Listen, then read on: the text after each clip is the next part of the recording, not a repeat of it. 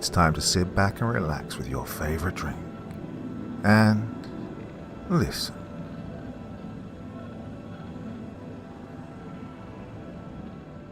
I graduated from high school a few years back. Still live with my parents, but I'm using this time to my advantage. They're kind enough not to charge rent, and that allows me the ability to save up almost every penny I make. The hope is that I can one day start up a small but legitimate business and move into my own apartment. You know, the American dream. You see, much to my parents' dismay, I don't have a steady job. I prefer to take a DIY approach and be my own boss. I buy and resell things online and take odd jobs here and there to supplement my income. With the help of social media and Craigslist, I'm able to regularly mow lawns in spring and summer, rake leaves in autumn and shovel driveways in winter. And eventually I'll make enough to buy a decent car and reach clients outside of town, maybe even hire a few lackeys. But what I'm here to share with you, however, is an incident that occurred almost 2 years ago, one that keeps me on edge to this day. In my first year of business, I introduced a flower delivery service. Depending on the season, I'd either pick up flowers from around town or buy them from the local florist, then deliver them to a person of my client's choosing. Though it wasn't my most popular service, it did bring in some good money. You'd be surprised how much folks are willing to pay to woo a loved one with plants. But in all the time that I biked flowers back and forth from person to person, I only ever picked up one regular. His name was Red, and he was absolutely infatuated with his girlfriend, Clara. Once a month, I'd deliver a dozen roses to the local hotel where she worked. No matter how many times I went over there with the same bouquet, she always acted surprised and delighted to no end. They really did have something special, and I was happy to be a part of their lives, in at least a small way. But then, February rolled round. Albeit my least popular job, I do gain a little traction during the Valentine's season. Along with the additional customers, Red goes all out and has me deliver 3 bouquets on the week leading up to the holiday. Between these deliveries and keeping up with my usual services, February beats the hell out of me. Well, this particular Valentine's week was a little different. It was getting close to the big day and I hadn't received a single order from Red. I usually don't get attached to my clients, but I was quite fond of Red and Clara. And because of this, I decided to reach out to him. I tried calling him. No dice. Nothing but dial tones and voicemail. I thought about riding over to the hotel to ask Clara about it, but that would have cut into the rest of the work I had lined up for the day. With no viable options available to me, I simply went about my day and kept a positive mindset. Something felt off, but I was sure it was nothing to worry about. Well, the next day, Red called back. He was fine, but there was something he wanted to discuss with me. Of all the phone conversations I've ever had, this one tops the list for most bizarre. Red hadn't ordered any flowers because he was getting ready to pop the question to Clara. He wanted the lack of gifts that week to leave her confused and then catch her completely off guard on V-Day by asking for her hand in marriage. I was happy for them, but that's when the conversation took an unexpected turn. Red didn't have a ring. He was wealthy and could afford whatever jewelry he wanted, but not just any engagement ring would suffice. He wanted his mother's ring, the one his father had proposed with. It was the only one he felt was fitting, the only one worthy enough to be wrapped around her finger. There was just one problem. His mother was buried with it. And then came the weird part. Red offered me $10,000 in cash to dig up his mother's grave and retrieve the ring from her dead finger. He said he'd do it himself, but he didn't have the nerve. He couldn't bring himself to defile her gravesite like that. Well, he wasn't exactly comfortable with me doing it either, but he truly felt this was the only way he could propose to his one true love. Oh, I pleaded with the guy. I really did. I told him to go to Jared's. Women love rings from Jared's, seriously. But alas, he wouldn't budge on the matter. Whether it was the allure of money that I could use to expand my business, or the desire to help out a desperate friend in need, well, I grudgingly accepted the job. I'm not going to make any excuses here. I know you think I'm crazy for doing it, and yes, I most certainly was. I know this now. Hell, I knew it then too, but have you ever looked back on something you did in your past and wondered, what the hell was I thinking? Well, this is one of those moments for me. And try as one might, you can't go back and change the stupid shit you've done. Well, this is something I'll just have to live with. Under the light of a full moon, I biked over to the cemetery. As conspicuous as the shovel protruding from my backpack looked, I managed to make it the whole way, without any trouble. After passing the black entrance gates, I laid my bike down and set off on foot. The graveyard was consumed by a little winter chill and an uneasy silence. My footsteps cut through the crisp night air, creating echoes that danced from headstone to headstone. I turned back from time to time and told myself it was to check for passing cars, but really I was afraid of ghosts lurking in the shadows. I never really believed in them, but being surrounded by hundreds of buried corpses in the middle of the night can do a number on your psyche. Growing more nervous with each passing moment, I trotted to the back of the cemetery in haste. My hurried pace was soon impeded by a fresh pile of white marble, upon which was etched the name Abigail Grovewood, in a stunningly elegant font. This was it. This was Red's mother, right where he'd said she'd be. It was time to get down to business. In the hopes of saving at least a little bit of face, I'll say that, in this moment, what I was doing did feel deeply wrong on a moral level. I was about to vandalize and rob the grave of a deceased stranger. And she didn't deserve this, and I very well knew it. How would I live with myself knowing that I'd disturbed her peaceful slumber? Well, the question had a simple answer. With $10,000 in my pocket, and that's how. I'd come too far to turn back, and I foolishly felt that this was the best way to further my financial endeavors. May God have mercy on my soul. The whole process only took about 6.5 hours, a little less time than I'd expected. I suppose shoveling driveways every year prepared me for this pivotal yet strange moment in my life. After all was said and done, I looked at the coffin below and panted profusely. Despite being utterly exhausted, I had no time to waste. Daylight was on its way, and I had to get the hell out of Dodge before it shrouded the land of the dead. With how narrow the hole was, there's no way I would open the coffin by conventional means. Adding insult to injury for poor Abigail, I had to use my shovel to break through the confines of her deathbed. Eventually, I desecrated the entire cover, allowing me ample room to retrieve the ring, no matter which hand it was on. Victory was within reach. Now, before taking my prize, I looked down at the woman I was about to steal from. The sight of her corpse was a grotesque one. She'd only been buried for about a year, so her flesh had not fully decayed yet. It sat on her skin like batter on an undercooked drumstick. And to top it off, maggots crawled around every inch of her surface. It was sickening. Just as I was about to reach past the flesh-eating bugs and grab Abigail's hand, something crazy happened. Well, it was dark, that's for sure, but I swear I saw her begin to sit up in her grave. The movement was subtle, but it was enough for me to take notice. I was startled, but it took a few seconds for the gravity of the situation to sink in. When it did, I became so spooked that I hightailed it out of there without a second thought. And that is the gist of my late-night adventure. Pretty lame, right? I went through all of the grief just to chicken out at the last minute. Pathetic, I know. But you weren't there to experience it. As I climbed out of the hole, I thought I felt something brush against my ankle. Perhaps Abigail's brittle hands attempting to pull me to my death.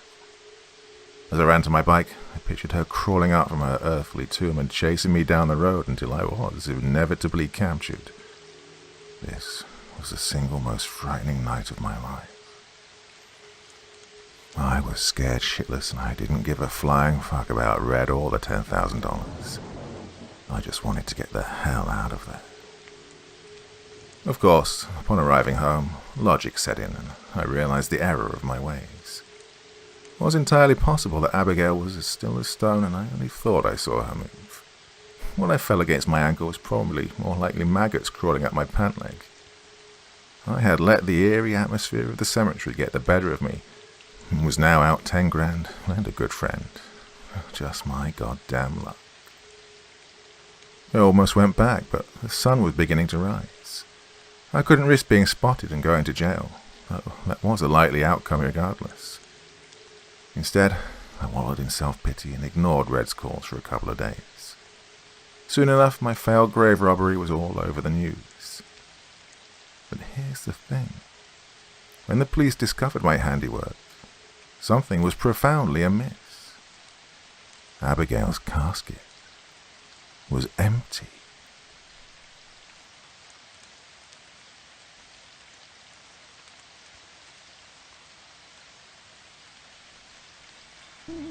There is an old dust-covered road on the outskirts of Bakersfield that leads to the long-forgotten town of Nadine, California, where the demolished buildings line the shattered concrete, stretching past the frayed town sign that used to house its name, and where rusted windmills creak to life beneath unyielding winds. Many within the neighboring cities would attest that the town was never more than a vacuous ghost town, their recreant remarks roused by the grief-stricken tales passed down by their ancestors, its forgotten memories forcibly buried below the rubble and battered skeletons of abandoned brick structures and stripped machinery. For those who chose to acknowledge it, the bitter memory of lost souls are forever etched into their subconscious, and the horrendous past of Nadinia lives on. The town's downfall came at its peak, amidst the installation of its first streetcar. Those who could not afford to journey north to San Francisco opted to travel its bounded rails, drifting past horse-drawn buggies and cross-wing construction. The trolley's popularity grew with the wondering curiosity of the neighboring counties, soon becoming a bustling tourist attraction. But, as all good things do, its unbridled fruition soon came to an unrelenting end. On the 12th of April 1898, a series of fires ravaged the town, killing over 700 civilians. Poverty ravaged the land, and those who survived soon deemed the town cursed, eventually abandoning what little possessions they'd left for a new life elsewhere. The stench of burnt flesh and terrified howls still quiver along the chilled winds, leaving the souls of the damned behind, and forging the town into a permanent afterlife. As a historiographer, I find myself often drawn to the enticing lure of historical cities, and after learning of the buried treasures and execrations it's said to hold, I quickly opted to travel the 14-hour trip to uncover its secrets myself. Despite my foreboding curiosity, the fear of the unknown left me a bit weary. I had no idea what sort of horrors awaited me, nor what breed of inhabitants I was sure to encounter. Word of drug peddlers and moonlighters occupying the area left a more sour taste than apple cider. Regardless, I pressed on, deducing that the risk was well worth the reward. Several hours into my trip, the paralyzing threat of fatigue soon swept over me, lowering my lids like sunken anchors over my eyes. The bounteous amount of coffee and energy drinks I guzzled were beginning to lose their potency. Nonetheless, I elected to continue against the lull of sleep, having already traveled the majority of the trip. Sleep would only deter my initial excitement. As I gulped down my last energy drink, I could see the faded town sign languidly creeping towards my vision. As I rounded the corner onto the dirt road, a chilling screech erupted through the air, and a blinding white light quickly followed, slicing through my eyes like whetted needles. As my arms tried desperately to cloak my eyes from the devil's light, the sound of screeching tires drilled into my ears, and before I could regain control of the wheel, a thunderous jolt knocked me unconscious. A few hours later, I awoke slung across an omnibus terminal. My last memory being a dashboard view of the dirt road that led me here. My shirt was shredded to rags and dried blood caked between the seams, an obvious remnant of the scars that lined my forehead and cheeks. I had no recollection of how I ended up there, nor how far my Covenant state allowed me to tread. I fixed my eyes upon my surroundings, quickly taking notice of the noisy inhabitants I was once so wary of, none of which, resembling their dangerous counterparts, I was warned about before traveling.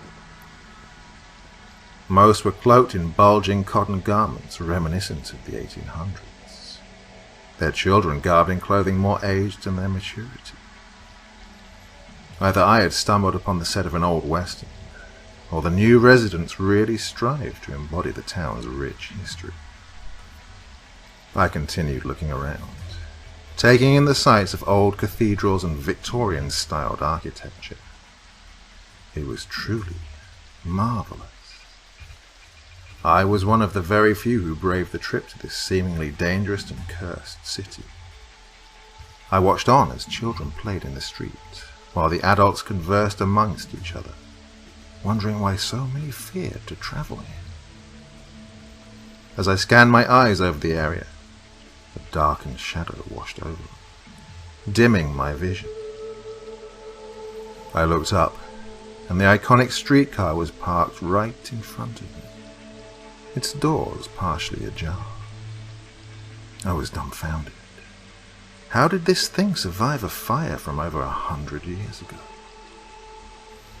After closer inspection, its charged and desquimate exterior suggested that the newfound squatters had been intelligent enough to get it running themselves. Despite my curiosity, I had no need to come aboard, at least not yet. I waved it away, stood erect, and sauntered off in the opposite direction. Ever since then, the damn thing's been tailing me on and off for hours, like a starved puppy looking for an alms of sprinkled dog biscuits. I wasn't alarmed at first, but most vehicles restricted to rails couldn't partake in such behavior. As my curiosity swelled, I began keeping a mental note of its passengers each time it passed, causally cataloguing every man, woman, and child aboard. There were never more than 3 to 5 passengers at any given time, and on most occasions none at all. Eventually I began counting the seconds it took to make its rounds, approximately 30 minutes before making a full cycle. A pretty short trip for a town as large as this. There was something very strange about this mysterious trolley, something that I was now hell-bent on finding. As it began to make its next round, I quickly ducked behind a buggy positioned against the sidewalk. I waited for it to pass, then immediately followed closely behind, careful of being spotted. It made multiple stops before rounding the corner into a blind alley. I abstained from proceeding any further, unsure if misplaced tracks led it astray. To my bemusement, it continued its advancements, seemingly unknowing of the approaching dead end. I braced myself for the impact, waiting to hear the grating sounds of sheet metal searing against the stone surface. I waited, but heard nothing. Only the immobilizing embrace of silence greeted my doddering perseverance. I slowly regained my composure, scouring the area for any sign of the trolley. Not a puff of smoke, nor the shattered remains of metal sat where it once tread. It was as if some magician had used it in an elaborate stage show.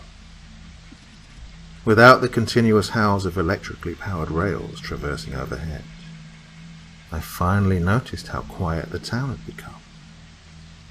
Only the low growl of street lamps interrupted its hushed ambience.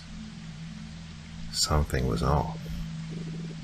Just a few hours ago, the streets were filled with life, and now it seemed like I was the only one left. Before I could jump to any conclusions, a low rumble resonated from the direction the streetcar had vanished in.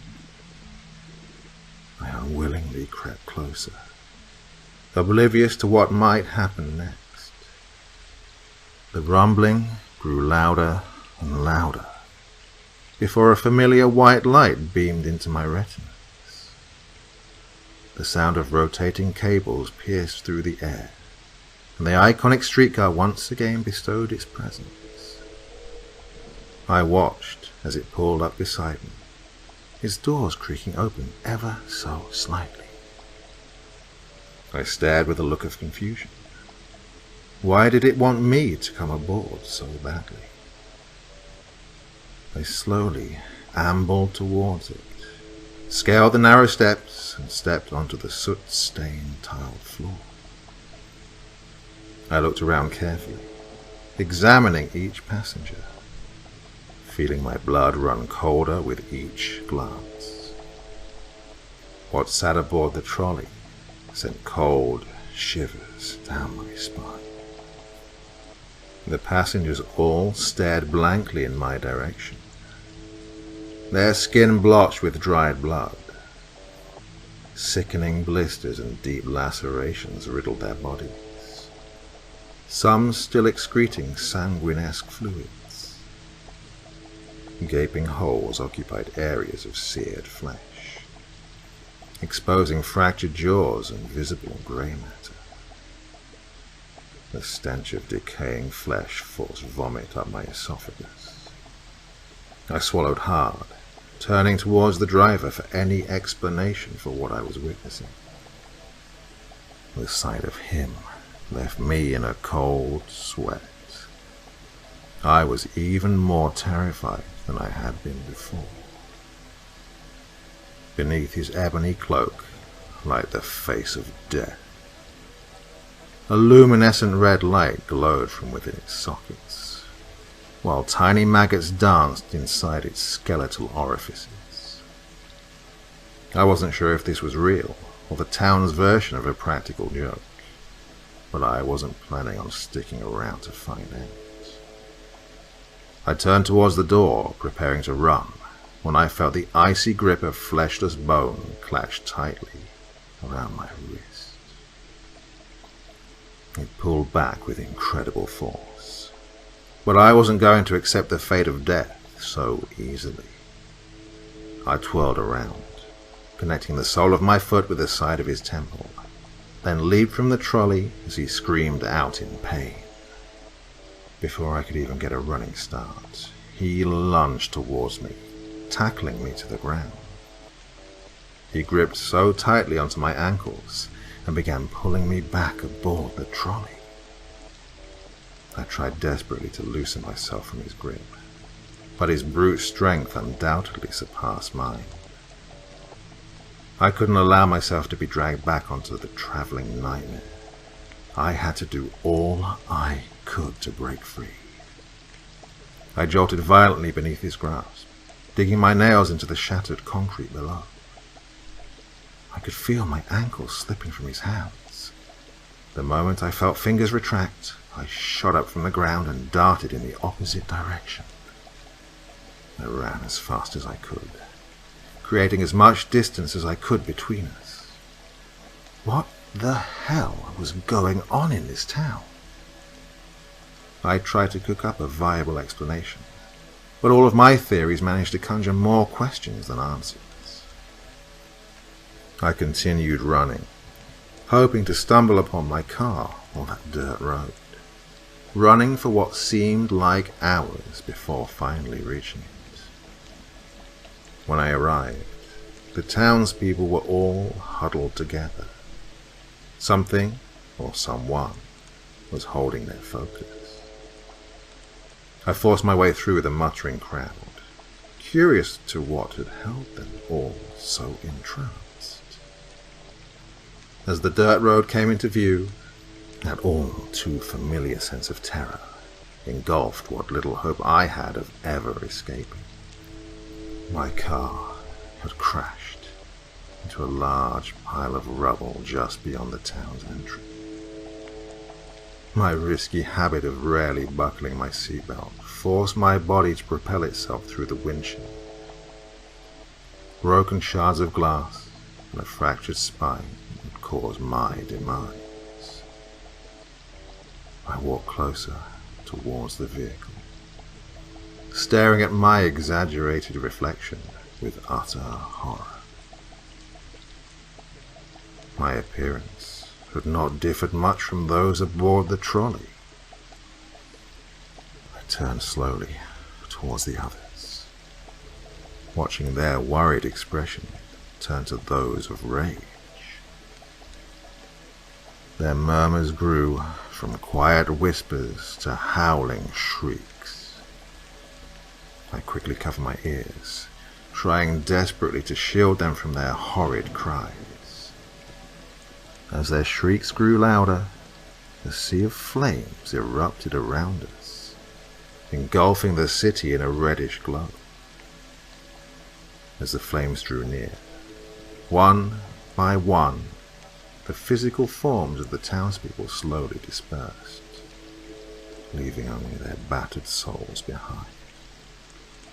A frozen look of dread crept onto my face as I watched their ethereal flesh catch fire, their screams burrowing deep into my subconscious. I now understood what that streetcar was for, and now, more than ever, I had regretted my decision of ever leaving it.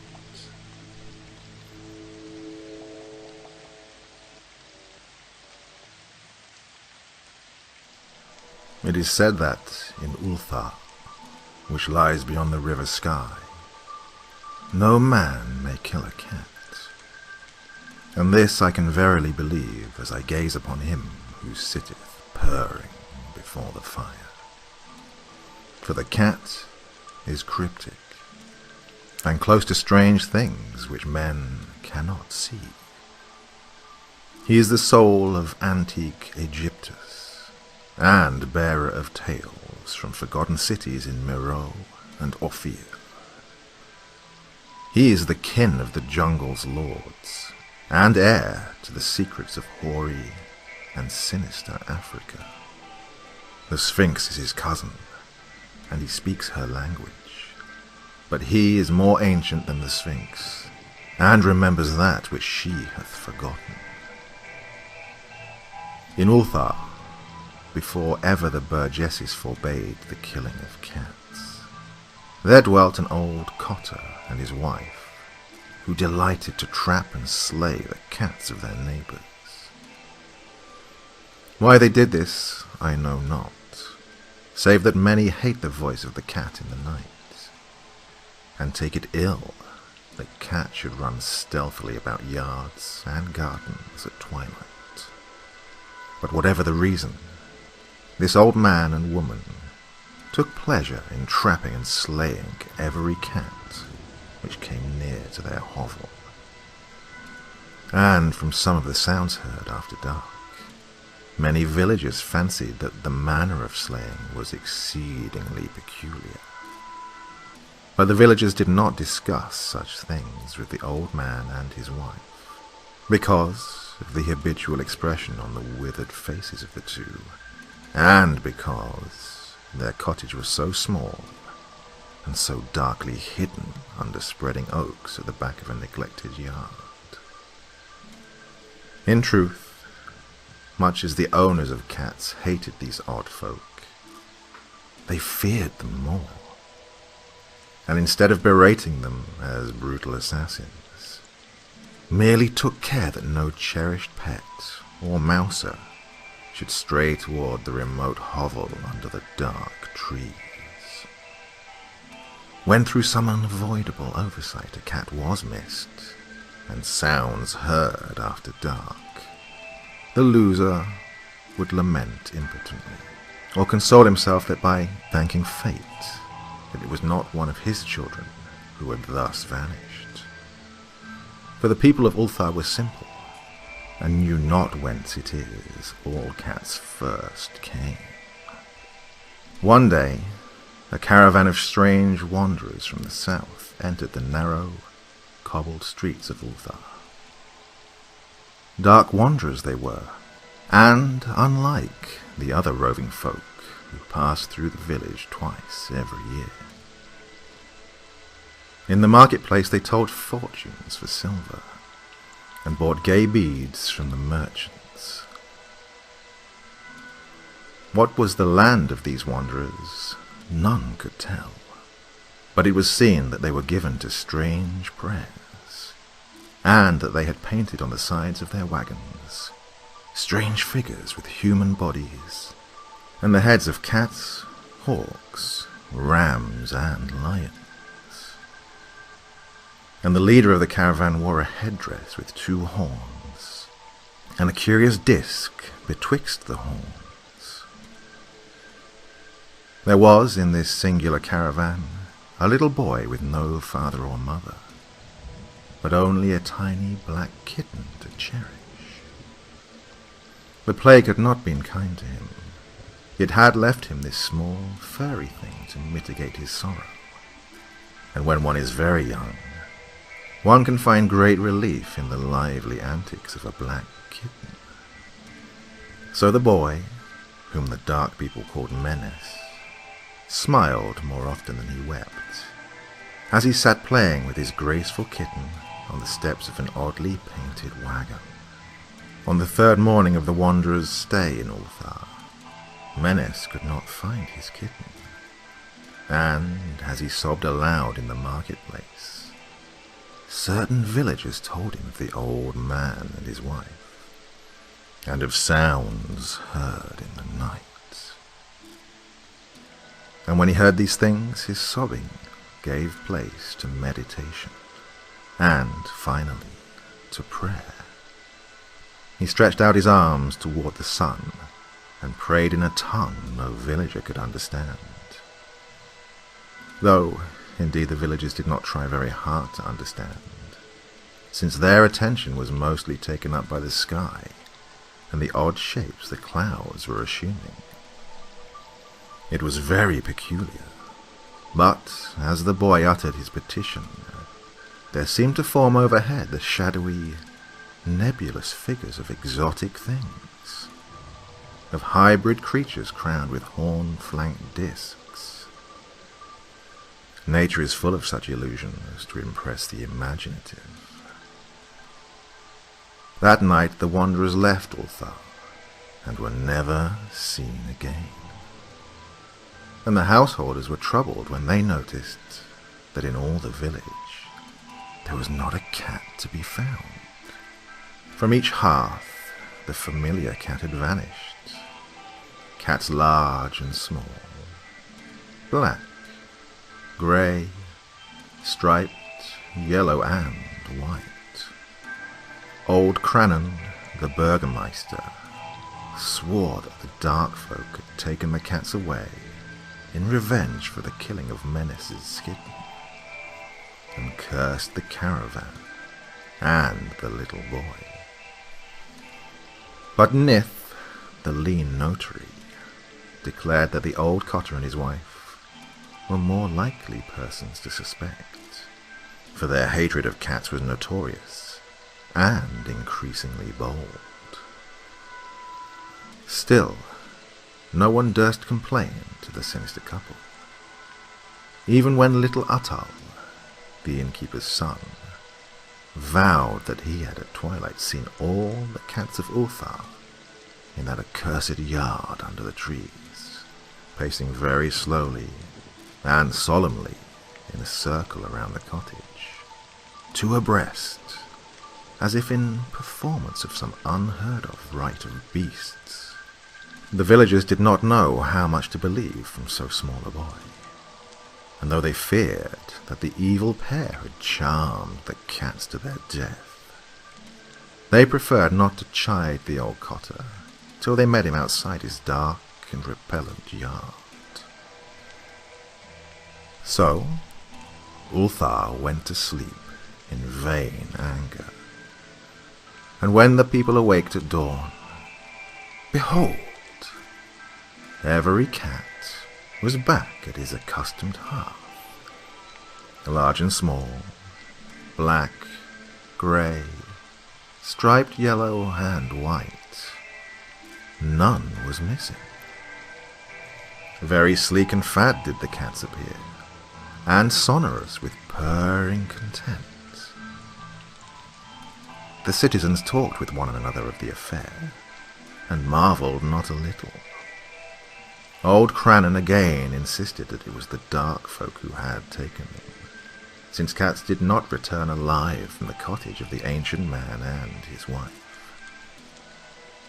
But all agreed on one thing, that the refusal of all the cats to eat their portions of meat or drink their sources of milk was exceedingly curious. And for 2 whole days the sleek, lazy cats of Ulthar would touch no food, but only doze by the fire or in the sun.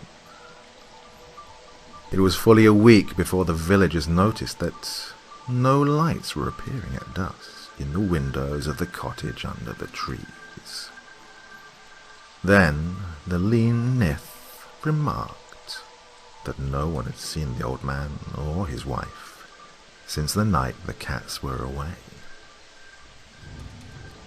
In another week, the Burgermeister decided to overcome his fears and call at the strangely silent dwelling as a matter of duty, though in doing so he was careful to take with him Shang the blacksmith and Thul, the cutter of stone, as witnesses.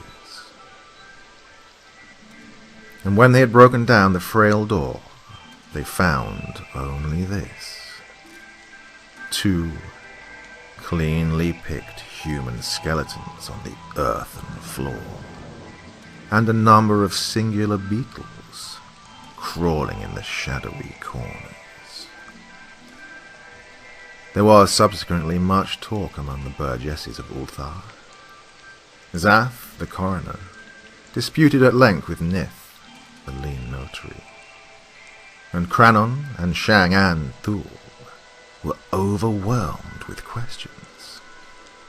Even little Uttal, the innkeeper's son, was closely questioned and given a sweetmeat as reward. They talked of the old cotter and his wife, of the caravan of dark wanderers, of small Menace and his black kitten, of the prayer of Menace and of the sky during that prayer, of the doings of the cats on the night the caravan left, and of what was later found in the cottage under the dark trees in the repellent yard. And in the end, the burgesses passed that remarkable law, which is told of by traders in Hatheg and discussed by travellers in Nir, namely, that in Ulthar no man may kill a cat.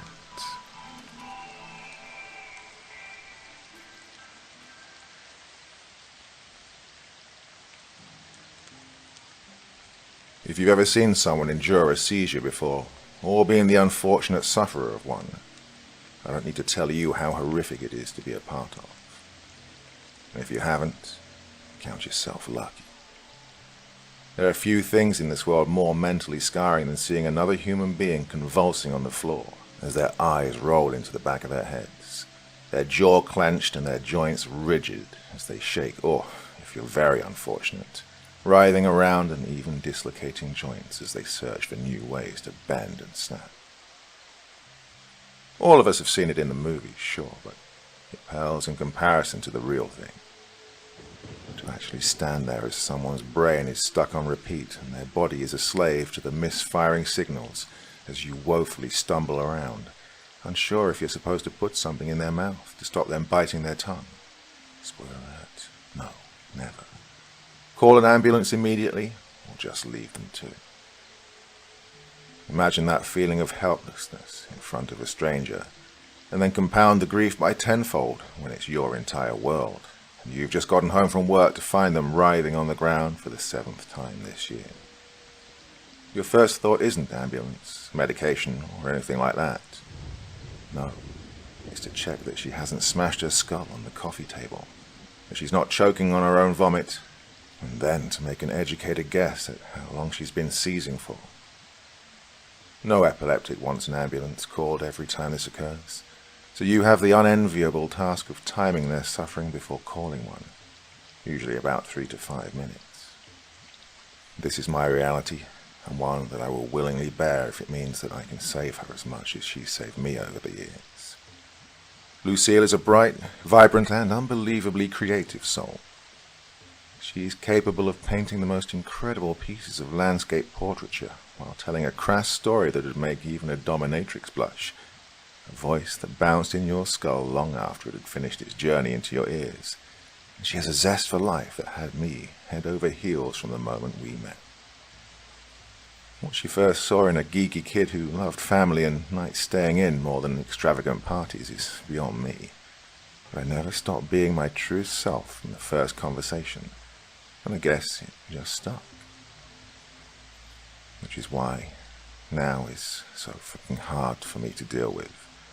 Why I'm coming to you all here to talk about this. I'm telling you all this because I want you to understand that Lucille was special. To me, she was my everything, someone I would move heaven and earth for. People say that all the time, but so few mean it. I would do things that I'd let haunt me with a smile for the rest of my life, if it meant hearing her say she loved me one last time. Understand, I'm just a man doing right by his wife, or at least trying to. Coming here helps. Maybe it's part therapeutic and part guilty conscience. I hope by the end of this, you'll understand where I'm coming from. Lucille was first diagnosed with a tumor in the fall of 2017. We'd been married for 3 years, and she'd been steadily suffering absences in her memory for around 6 months leading up to the first seizure. To begin with, it was the usual tip-of-my-tongue moments we all get. Then it progressed to forgetting her keys and being locked out for an hour after finishing work. It grew into more concerning things, like nearly setting fire to our kitchen as she would go and take a bath with the stove on, before the final straw came along, and she neglected to stop at a red light after forgetting to hit the brakes and careened into an electrical pole.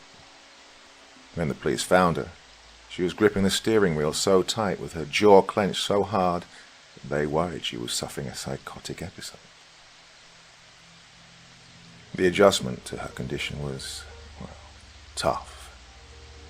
Doctors rarely have great bedside manner at the best of times, and when our physician advised to either go on a $145,000 treatment plan with 25% success or look into hospice care ASAP, and that the Swiss are nice people if we'd ever thought about dignitas, well, suffice to say, my wife stormed out and resolved to use her artwork to ensure she never forgot again. Her determination was anything but dampened. I dare say it pissed her off. So, like any good husband, I supported her and ensured that, at the very least, she got her medication while she tried her own art therapy. She would start painting small, innocuous icons on sticky notes around the house. Things like a yellow sticky note next to the front door, with a slew of creative iconography reminding her to get her keys, and a doodle of her standing under a stormy cloud outside, if she forgot. Or a picture of a pill bottle with overly happy faces on a blue note by her bedside cabinet and in the bathroom, to ensure she got her daily dosage of anticonvulsants. For a time, these actually helped, and I'd get used to finding small notes around the house, even for me, little reminders of her love in the form of short messages like, "I love how much you laughed with me today," or, "I appreciate you giving me a neck massage after the last seizure." And it never stopped being a welcome sight. Those first couple of months convinced me that she was going to beat this. She would overcome it and sell her story to Time magazine and become a therapist of the century for her groundbreaking discoveries on memory retention.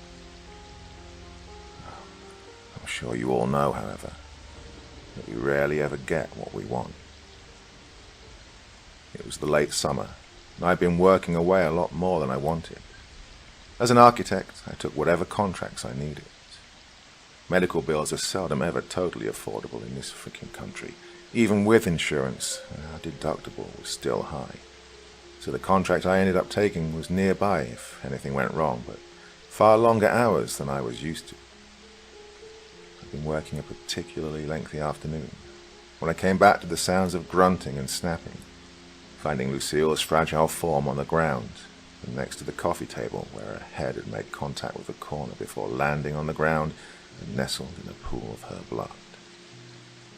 You have to understand, we took every precaution, and sharp edges or areas she was likely to hit if she seized were always far away from her. The table was in my personal study room on the second floor, and the rubber corner protectors were taken off of it.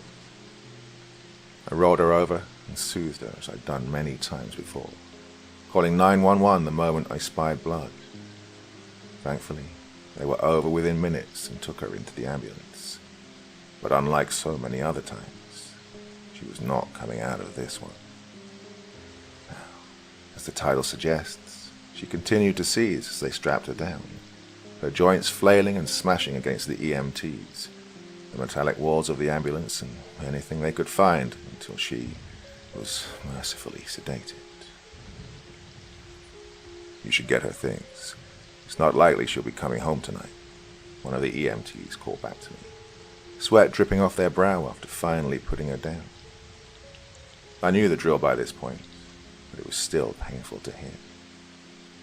I nodded and told him I'd follow on as soon as I'd gathered everything.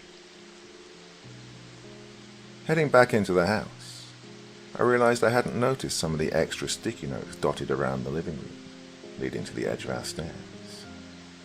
They weren't placed on the walls, but instead hung by a thin black thread that Lucille must have pinned from end to end in strategic places on the house. Wondering if she'd documented how she felt and if it was potentially relevant for her physician, I grabbed the nearest one and read it. Don't forget, you'll be making contact at 4:42 p.m. sharp. Wear loose clothing and do not take your meds. A small stop sign with a blind eye in the center peering back at me. Why the hell would she tell herself not to take her medication? Confused, I went to the next one a few feet away and felt the hairs on my neck stand on end as I did so. He's offered me a deal. I can explore more of his world if I give up 1 month of my lifespan each time I enter it. Seems fair to me. He called it the Decadent Plane. Must remember that next time. Oh, and to call him the Fringe God. He didn't like being called a black man. Next to this one were 2 small drawings, one of Lucille's body floating around pillars of steel and light with a huge mat at the center. The other simply writing the words Fringe God over and over, progressively getting more scratchy with each consecutive entry. Hands shaking, I frantically ran through the living room and up the stairs to our bedroom, grabbing as many notes as I could in the process. Concern for how far her mental state had deteriorated was building within me as I scanned each entry. Today I had a seizure. In the process, I got to dive deeper into the amorphous golden shroud and see the beauty that dwelled within. I want to remember it, but I'm too nervous to even write it down. I gotta stop taking my meds. Too much interference. Maybe I could paint some of it. Tried painting the visage of the nocturne one. His crown too beautiful for me to even put onto canvas. I tried to speak his name aloud, and I ended up with a migraine. Picturing him in my head just made me cry. It hurts so much, but I cannot wait to get back there. Today was special. The fringe god gave me a better offer than before, and I swear the nocturne one wept from beneath his flesh mask as the offer was made. If I did exactly as he said, I'd be able to explore the inner sanctums of the decadent planes and gain knowledge I could bring back with me. I have to remember these plans when I get back. I looked at the final drawing, and I felt sick. She'd drawn steps for how to cause bleeding in her brain, and a seizure so strong that it would effectively kill her if I hadn't come home when I did. More drawings were strewn across her canvas, but I had no time to peruse as my cell phone rang and I realized how much time I'd wasted in the apartment. Mr. Loomis, it's Dr. Mitesh. If you aren't already on your way down, you need to get here immediately. Your wife, she... Arriving at the hospital and apologizing profusely for my terrible parking on the curb, I rushed in and headed straight for the neurology ward. Notes tucked into my pocket as I tried my best not to bump into other visitors. My mind focused on one thing, Lucille. I turned the last corner and I heard the screaming before I saw the stuff. It was filled with pain and terror. It absolutely belonged to my wife. Spotting a nurse leaning against the window, I approached him and tried my best to keep my composure. My wife, Mrs. Loomis, is she... I breathed, my eyes darting to the foreboding double doors, back to the obviously shaken-up nurse. He tried to be professional, but whatever was going on was far beyond his experience level. She's not stopped seizing since we got here. We've tried sedating her several times, but it's not doing her any good. I'm sorry. The screaming got too much and I had to take a breather. The doctor should be out for you soon. Excuse me. He rushed past me and I chalked it up to nerves in a new environment. Waiting around for half an hour and staring at the notes did nothing to calm my nerves, nor did Dr. Mitesh when he finally came out and ushered me to a waiting room.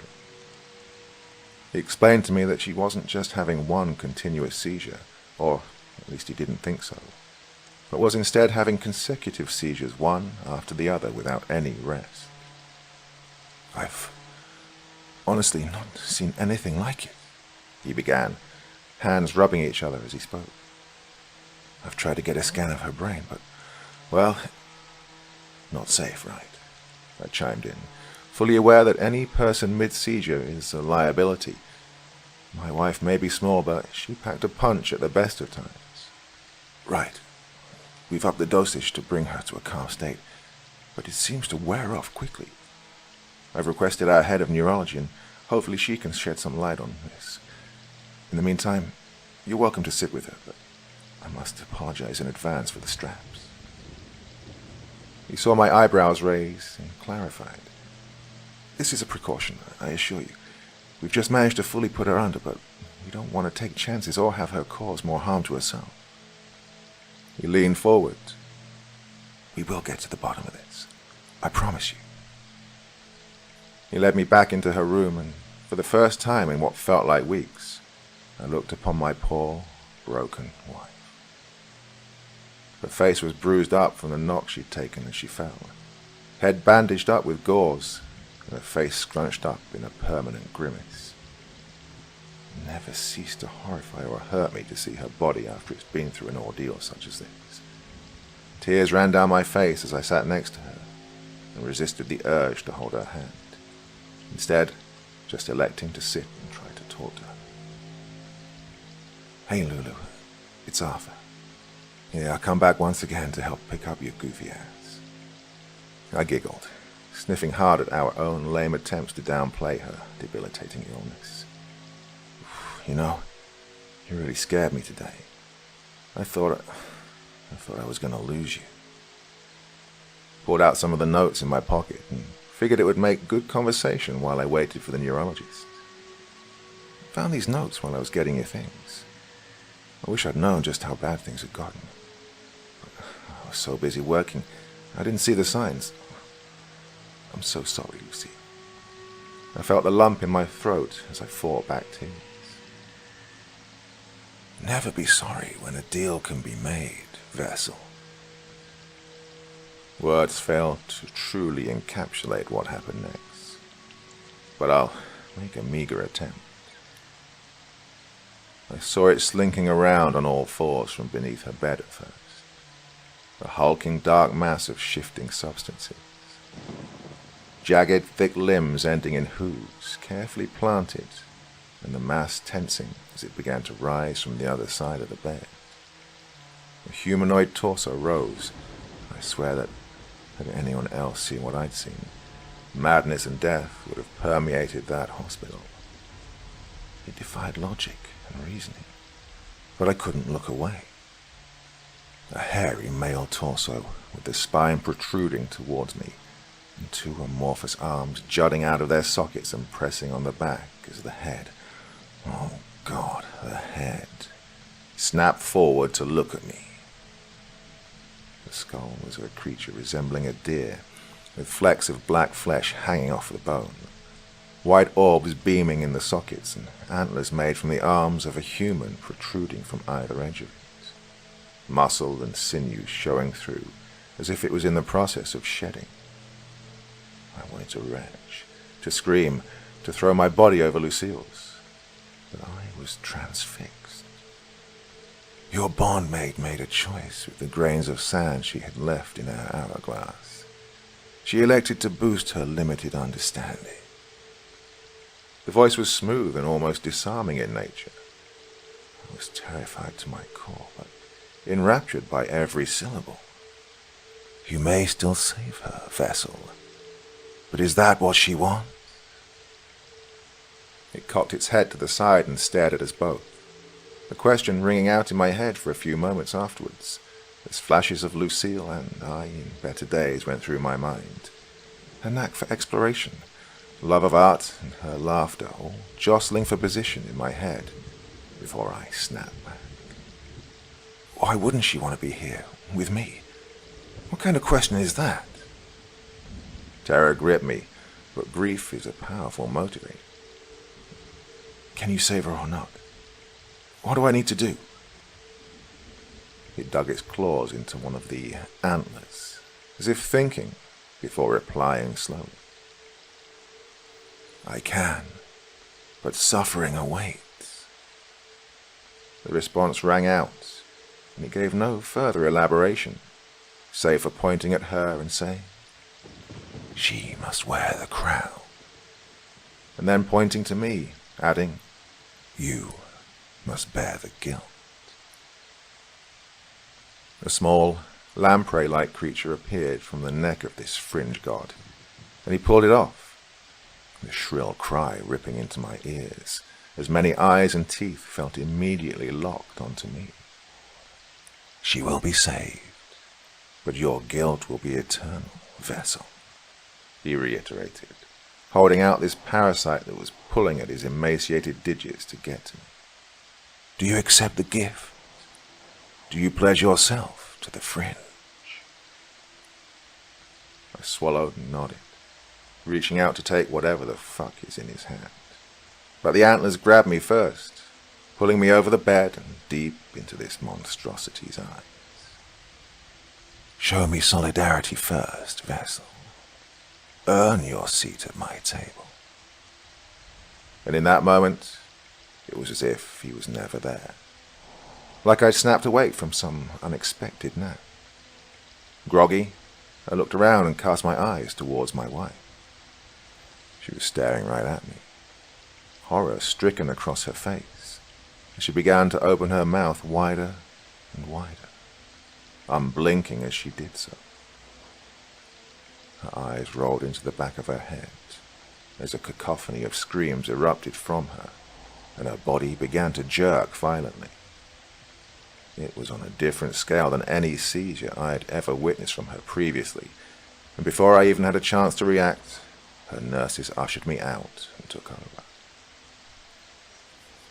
She carried on seizing for the next 90 hours. No matter what anyone did, she would persist. Her body was riddled with bruises, and her vocal cords by this point were long since ruptured. A whispering yelp, all she was able to muster. Her body began to fail her on the 5th day, and while she was contorting into horrific positions for her body to attempt to support, her strength was fading rapidly, and the doctors were able to restrain her with greater ease. The neurologists were stumped.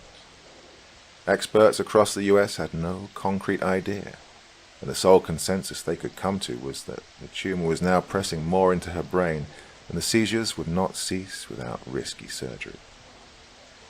They gave me time to think it over, of course, letting me sit with her again now that she was in a more sedated state, though I was terrified to do so. Before going in, I resolved to try and sleep in the adjacent waiting room, having not received any proper news or resolution since this began.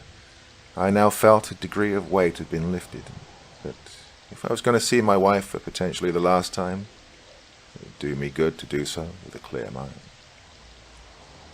Now, I don't know if you'd call it a dream or a nightmare, but what I saw in that space was more vivid and tangible than anything that had come before it. I was your typical dreamer, barely remembered my experiences unless they were emotionally driven or traumatic. But this was on a whole new level, and I can still remember the way it looked, smelled, and even felt on my skin as I floated. I dare not go into detail here. I fear that may break the pact I now have with the fringe god. I will say that my wife was right in her notes. She did not do it any justice.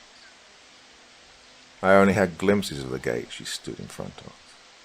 Both were shut to me, and lumbering Goliath stood on either side, bearing down on me as I floated aimlessly, unsure of how to proceed. Once again, the fringe god appeared in front of me, leaning forward as he spoke. "Your pact is about to be complete, vessel. Are you prepared for the hardships ahead? Are you ready to worship?" As he finished, the gate opened up just enough for me to see my wife behind it. Her smile broke through the fog in my mind and put me at ease in a way I never thought I'd experience again. Without thinking, I nodded. "Whatever it takes to free her, I'm ready," I replied, resolute. "Then the pact is sealed. I will allow you to say goodbye before the traversals begin on the next lunar cycle." He extended an antler, and I begrudgingly gripped it. "Why would I need to say goodbye here?" I asked. The fringe god shook his head. "Not here. Your guilt begins now." I lied to her. I lied to myself. I lied to you. I'm sat in the waiting room. I can feel the sheer weight of my sins bearing down on me like a freaking lead weight in my shoulder or a leech attached to my neck, growing fat and engorged on every black mark from my life. The hardest part of watching someone you love die slowly is never knowing when to let go. Living in a perpetual state of agony and wondering if this is your last day eating breakfast, your last ever "I love you," or your last ever kiss. Everything mundane becomes ecstasy. You savor those quiet moments when you're not stressing over medication, palliative care, or what your life will be like in the long after. Lucille loved her art. She loved creating fantastical monsters she could immerse herself in, and I adored creating and building those worlds as an architect and designer. We bonded over that love of the weird and unusual so many years ago, and it was what kept us strong through those darker days. Even now, its influence can be felt through every word you see upon this recount of events. I didn't just time her seizure because I knew it could be a mild one. I did it because I was determined to make sure, if she died, it was in her home and in my arms, with dignity. I must deal with that blame for the rest of my life, and every time I look in the mirror, I see the fringe god staring over my shoulder and reminding me of what I did. reminding me of my sin. Lucille is on life support in the next room, and as soon as I finish this documentation, this confession, I'll do the merciful thing and let her go. I will hold her hand, kiss her forehead, and hold those post-it notes tightly as she slips away and falls into the realm she was so desperate to stay in. It is the right thing, no matter the cost of my sin. Maybe I'm at peace with it because I know that this was an inevitability, that blaming myself is exactly what any widower of a terminally ill loved one would do, that my timing was at its core just standard practice, regardless of my selfishness. Maybe it's because I know she was a passionate believer in dying with dignity, and she fought tooth and frickin' nail to stay alive as long as she could.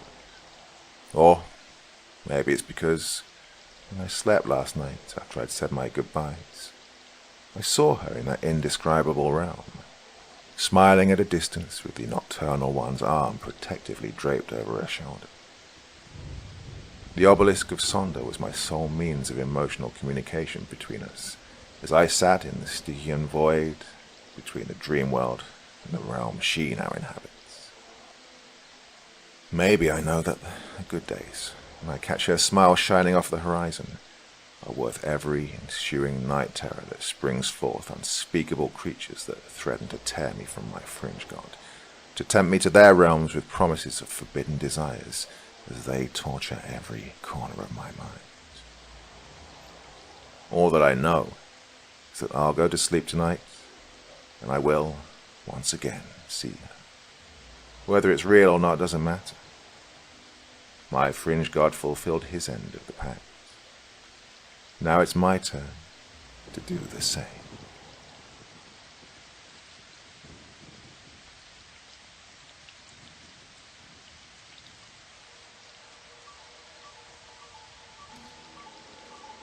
The chateau into which my valet had ventured to make forcible entrance, rather than permit me, in my desperately wounded condition, to pass a night in the open air, was one of those piles of commingled gloom and grandeur which have so long frowned among the Apennines, not less in fact than in the fancy of Mrs. Radcliffe.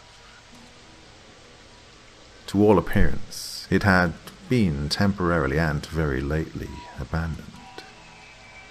We established ourselves in one of the smallest and least sumptuously furnished apartments. It lay in a remote turret of the building. Its decorations were rich, yet tattered and antique. Its walls were hung with tapestry and bedecked with manifold and multiform armorial trophies, together with an unusually great number of very spirited modern paintings in frames of rich golden arabesque. In these paintings, which depended from the walls not only in their main surfaces, but in very many nooks which the bizarre architecture of the chateau rendered necessary, in these paintings my incipient delirium, perhaps, had caused me to take deep interest, so that I bade Pedro to close the heavy shutters of the room, since it was already night, to light the tongues of a tall candelabrum which stood by the head of my bed, and to throw open far and wide the fringed curtains of black velvet which enveloped the bed itself. I wished all this done that I might resign myself, if not to sleep, at least alternately to the contemplation of these pictures, and the perusal of a small volume which had been found upon the pillow, and which purported to criticize and describe them. Long I read, and devoutly, devotedly, I gazed. Rapidly and gloriously the hours flew by, and the deep midnight came. The position of the candelabrum displeased me, and, outreaching my hand with difficulty, rather than disturb my slumbering valet, I placed it so as to throw its rays more fully upon the book. But the action produced an effect altogether unanticipated. The rays of the numerous candles, for there were many, now fell within a niche of the room which had hitherto been thrown into deep shade by one of the bedposts. I thus saw in vivid light a picture all unnoticed before. It was the portrait of a young girl, just ripening into womanhood. I glanced at the painting hurriedly, and then closed my eyes. Why I did this was not at first apparent, even to my own perception. But while my lids remained thus shut, I ran over in my mind my reason for so shutting them. It was an impulsive movement to gain time for thought, to make sure that my vision had not deceived me, to calm and subdue my fancy for a more sober and more certain gaze. In a very few moments, I again looked fixedly at the painting.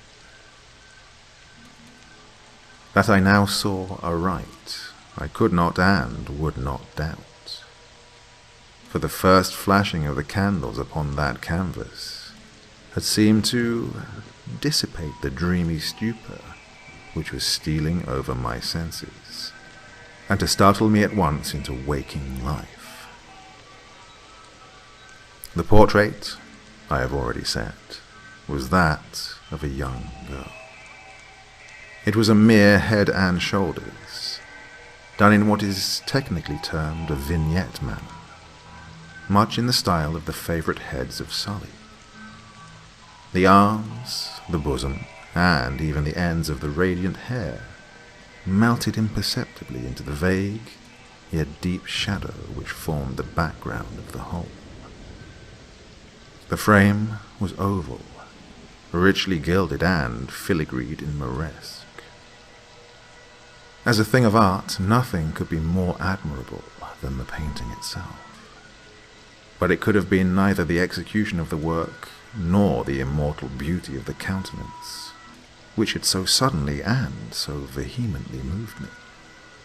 Least of all could it have been that my fancy, shaken from its half-slumber, had mistaken the head for that of a living person.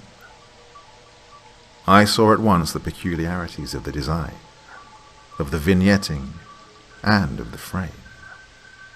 Must have instantly dispelled such idea.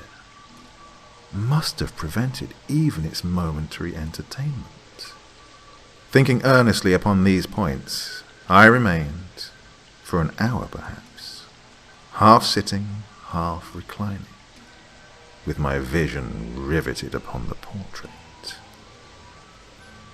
At length, satisfied with the true secret of its effect, I fell back within the bed.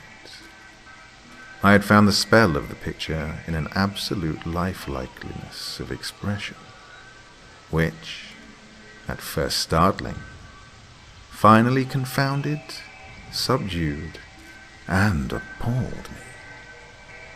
With deep and reverent awe, I replaced the candelabrum in its former position. The cause of my deep agitation being thus shut from view, I sought eagerly the volume which discussed the paintings and their histories. Turning to the number which designated the oval portrait, I there read the vague and quaint words which follow. She was a maiden of rarest beauty, and not more lovely than full of glee. And evil was the hour when she saw and loved and wedded the painter. He, passionate, studious, austere, and having already a bride in his art. She, a maiden of rarest beauty, and not more lovely than full of glee, all light and smiles, and frolicsome as the young fawn, loving and cherishing all things, hating only the art which was her rival, dreading only the palette and brushes and other untoward instruments, which deprived her of the countenance of her lover. It was thus a terrible thing for this lady to hear the painter speak of his desire to portray even his young bride. But she was humble and obedient, and sat meekly for many weeks in the dark, high turret chamber, where the light dripped upon the pale canvas only from overhead. But he, the painter, took glory in his work, which went on from hour to hour, and from day to day. And he was a passionate and wild and moody man, who became lost in reveries, so that he would not see that the light which fell so ghastly in that lone turret withered the health and the spirits of his bride, who pined visibly to all but him. Yet she smiled on and still on, uncomplainingly, because she saw that the painter, who had high renown, took a fervid and burning pleasure in his task, and wrought day and night to depict her who so loved him, yet who grew daily more dispirited and weak. And in sooth, some who beheld the portrait spoke of its resemblance in low words, as of a mighty marvel, and a proof not less of the power of the painter than of his deep love for her whom he depicted so surpassingly well. But at length, as the labour drew nearer to its conclusion, there were admitted none into the turret, for the painter had grown wild with the ardour of his work, had turned his eyes from the canvas merely, even to regard the countenance of his wife, and he would not see that the tints which he spread upon the canvas were drawn from the cheeks of her who sat beside him. And when many weeks bad passed, and but little remained to do, save one brush upon the mouth and one tint upon the eye, the spirit of the lady again flickered up as the flame within the socket of the lamp. And then the brush was given, and then the tint was placed, and, for one moment, the painter stood entranced before the work which he had wrought. But in the next, while he yet gazed, he grew tremulous and very pallid, and aghast, and crying with a loud voice, "This is indeed life itself," turned suddenly to regard his beloved. She was dead.